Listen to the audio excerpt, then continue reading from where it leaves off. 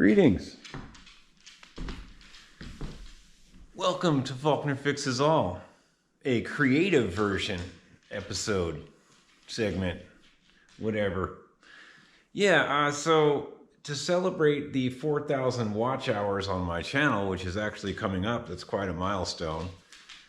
You probably will be watching more ads after that. Unfortunately, there's no way I can control that once I get to that 4,000 watch hours milestone. There's going to be some ads.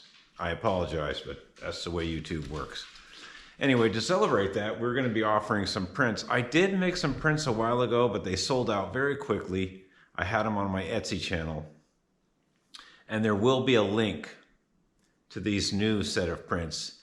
And this time around, it's going to be a little different. Last time, I was making some of these. This is kind of a fudgy one. I messed up. I put the backer part, I put the two process backer part print on top of this one, and that's not the way it works. I just wanted to see what was happening, and I may just send this to somebody as a greeting card or something. There's another one over here. Anyway, I put the mesh on top of the actual gear part. It didn't turn out great, but you know, make some nice greeting cards. Anyway, we've done plenty of these. There's probably 14 or 15 of these out in the world. And that consists of inking up the backing part and putting it on a 12 by 12 piece of paper. You know, a nice bright color, and then you have to let that sit for about a day. You can't put them outside in the heat because they curl up. You just have to let them sit room temperature. And then we did a bunch of these. I think I did about 8 of these, 8 or 9. And that's the backer for that one. And that's the print piece. This is welded steel. It's kind of my own version of a print block. I looked online. I didn't see a lot of people doing it with steel. There's probably a reason, but we'll find out later.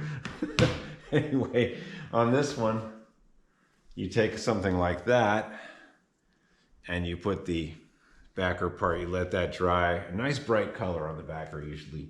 And then the next day you ink up the welded form and you gently place it on there and roll it over with a roller.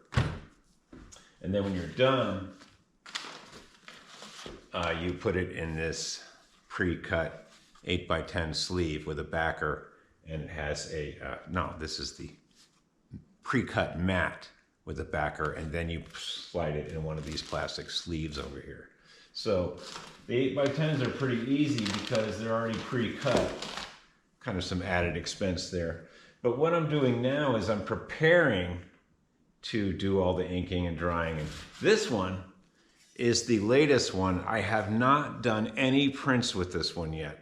This is a brand new item, and I made it so you could use the same backer, the same first process, which obviously fits on that one.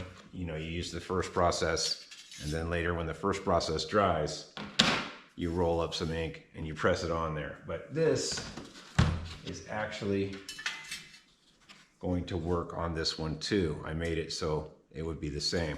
Now on these, I don't have pre-cut mats. What I do is I go and get some foam core, and once they're really dry, I put them on the foam core and I slip them in one of these 12-inch sleeves here, these bigger ones.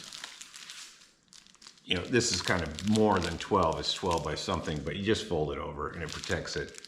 And the foam core and the new print will be in there with a sleeve ready to frame. That way you can pick your own frame. It will not be in a pre-cut mat. I haven't figured out the cost of all that yet. We used to cut our own mats. It was very tedious. But let's go over here and I'll show you how I'm saving on some paper for all this. Let's go over here. It's all coming back to me now. So on the paper, I bought a big thing of 17 by 14 vellum. And it was fairly expensive, around $25. And how I kind of justified that was I get the 12 by 12 out of it. I get the 12 by 12 out of it, and the scrap is 7 by 14 by, it's a 14-inch strip, and then you cut that in half, and you have the two pieces for the other one. So to start, you mark off your 12 either way.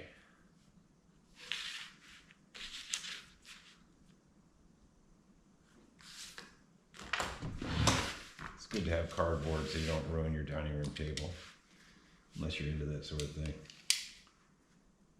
Yeah, these prints will kind of celebrate my 4,000 watch hours and the next milestone of the channel. And they will be available through my Etsy channel. There will be a link. Okay, so you got that. You're not going to throw that away. And you got this 12 here.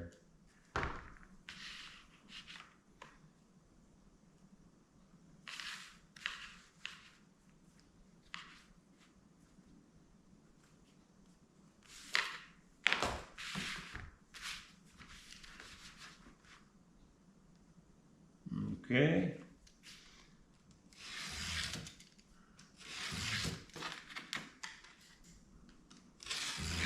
Good to have a sharp blade in these things too. Might be time for a sharp one. Okay, you could probably use that as a bookmark if you wanted to, but I can't read. Okay, so that's a 12 by 12. That's ready to go. And now this one is long, but we're gonna go trim it up into some of those. And for that, I'll just use the paper cutter because it just seems to be a little easier. There is a little plastic goo on these from being in the book, so make sure you take that off. It's good to have some gloves too. Okay, so we'll put it on the 7. You guys there? Guess you can see.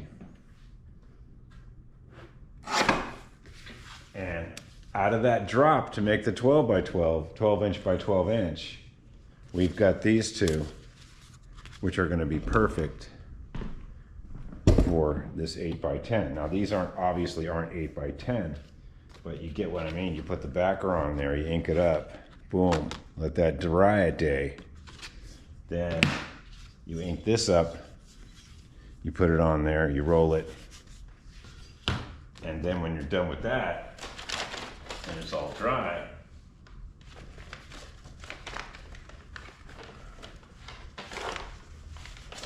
you take your pre-cut mat and your double-sided tape, and you would double-sided tape in there, and paying attention to where your signature was and where the artwork was, you would adjust it. That's why I kind of like the pre-cut mats. And then once that's in there, you would take this backer. Here's a pre-cut backer. They're really cheap. They used to be white, but they're not anymore. And you'd slide that. Once that's all taped on there, you leave the backer loose and you slide it into the sleeve, and then you have an 8 by 10 with the actual artwork being this size and ready to frame. So you would get that in the mail and go and buy an 8 by 10 frame, or you could just, I don't know, put it on the wall. However you want to do it. So yeah, that's how that works. So, oh, and then these are just random. Sometimes I throw some of these in randomly. You know, I'll ink them up and I'll put them down on something to kind of make that print different. It'll be like a triple process. I don't really do that a lot. It's kind of a pain. You got to ink these up. Well, that one's no good now, but it's kind of a pain. You roll them up with the ink and you kind of press them down on the, like this one, if I wanted to make this one different before I did during some of the process, I would like put that down with some blue tape across there so it wouldn't smudge things. And then that print would be a triple process, and it would be a one-off print, definitely. Well, they're all one-off prints anyway. So yeah, that's it. And I might time-lapse you when I get these all cut.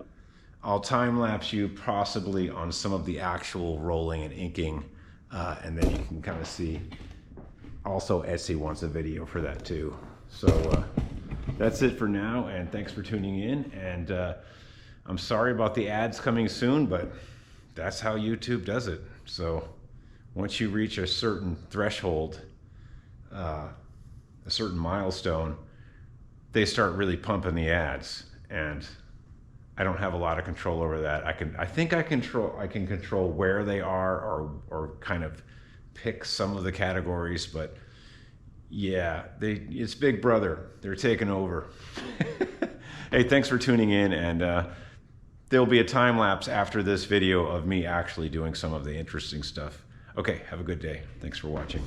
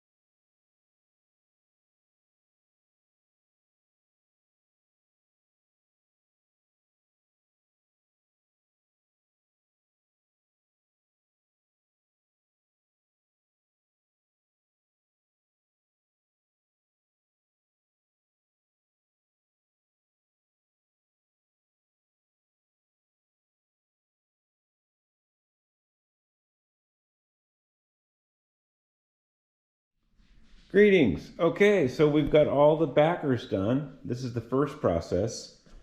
These two are double or triple processes, actually. That one turned out really nice. I like that one. And then we've got some red over here. These with the armature gear, this is a piece of an armature winding, actually. These ones will be triple process, and these red ones will be double process, and these meshy green and red ones will be double process. Basically, everything's double process except these two, and I believe this grouping of 6 is going to be triple process. I ran out of black ink, but we will get some, and thought I would at least let you in on the processes. Yeah, it takes a long time. These have to dry overnight for sure, or you'll smudge them. And then tomorrow we will get into some of these. And we'll do some of these. Now this one I have never done yet. I don't know how this is going to turn out. I've never done this particular welded block. Anyway, it's going to go in there. You get the idea. Probably darker colors on these to show up. It seems to work pretty good. A lighter color and then the black on the actual gear part. But we will see maybe a lighter color on those. It's a pain because you have to rinse the blocks each time. Like you saw on the speed laps, I was rinsing the mesh parts and rinsing the part I mix it up on. It's tedious, and you have to rinse it each time or the colors will run into each other. You can add a little color here and there to change it, but once you start adding a lot of colors and thinking it's going to be right, it just turns to this like dark purpley kindergarten brown. So we all know how that looks. Anyway, yeah. Okay, so see you guys tomorrow, and we will finish these up with the second and third processes. All right, Faulkner Fixes All. Have a great day.